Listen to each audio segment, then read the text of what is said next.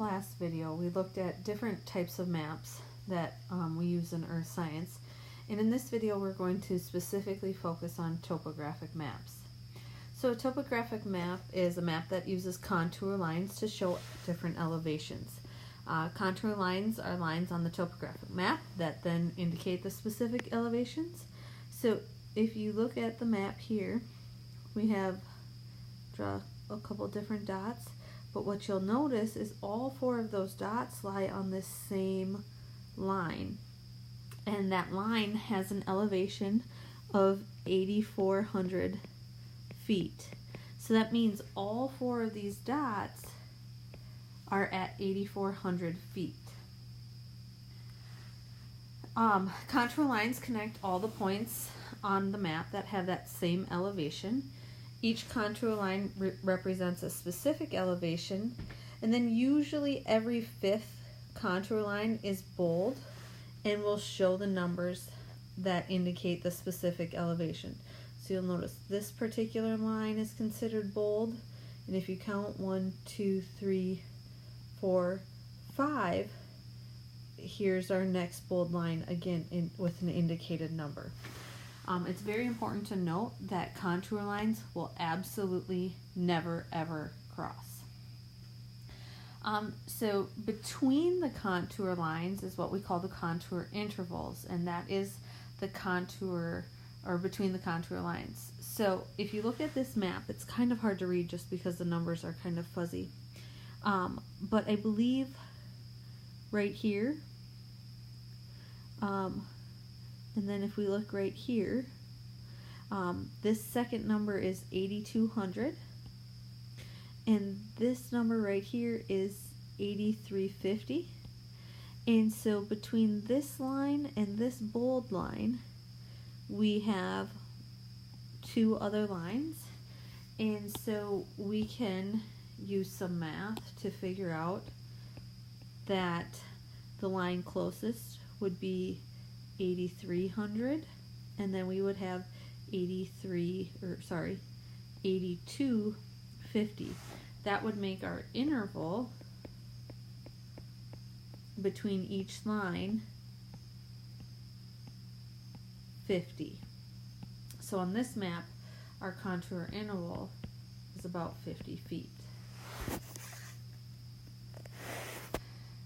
So interpreting contour maps or topographic maps, we have some just general characteristics that can give us a pretty quick piece of information. So if we look at the line spacing, lines can either be very close together like they are here.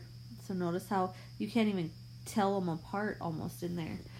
That indicates that the slope is very, very steep, meaning the elevation is changing very quickly. If they are spaced further apart, maybe like over here, they're further apart, it indicates more of a gentle slope.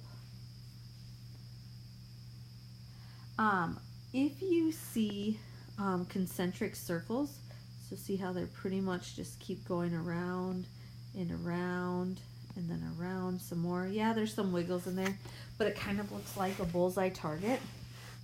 That indicates that there is a hill present.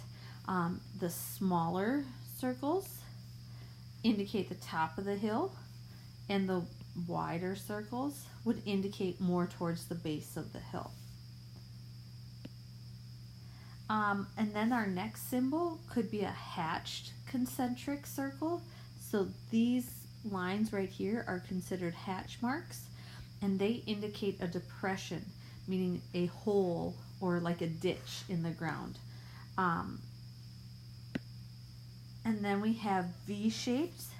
So looking here, there's a V, and another V. This indicates a stream valley. The open end of the V represents the downstream side of the river valley.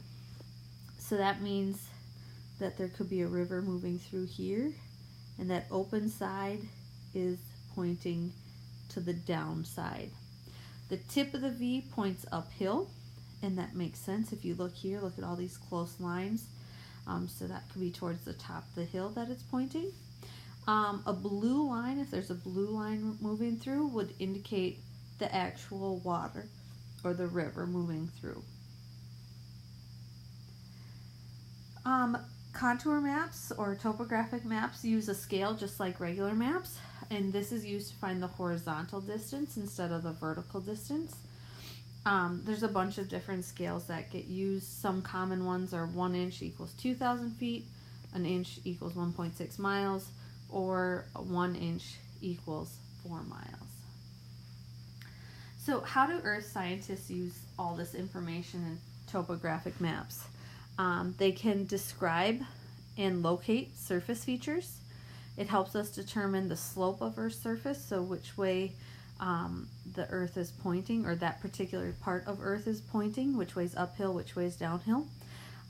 If we know which way is uphill or downhill, we know which way the water is going to flow, and that's both surface water, groundwater, and even mudslides. It helps people who use the outdoors locate their position in the field. Civil engineers use it to determine where roads, tunnels, and bridges should go. You're not going to want to put a road on the downside of a hill where there's a high potential for a mudslide. And land use planners and architects use it for housing projects, shopping malls, and roads. These people tend to want to put their houses or shopping malls somewhere flat. And so you would need to be able to look at a topographic map and recognize where their flat regions are. Bathymetric maps are kind of the opposite of topographic maps. Instead of measuring elevations, they measure water depths. The contour lines represent the depth below the surface. High numbers equal deeper depths, and low numbers represent shallow depths. And this is made from sonar data. Here in Minnesota, we actually use these kinds of maps a lot. If you're a big fisherman, you probably have seen these bathymetric maps before. Lastly, we can use geologic maps, and these show different rocks that are exposed at the surface of a region. And you'll notice on this map that there are a bunch of different colors. Each of these colors represents a different type of rock exposed at the surface.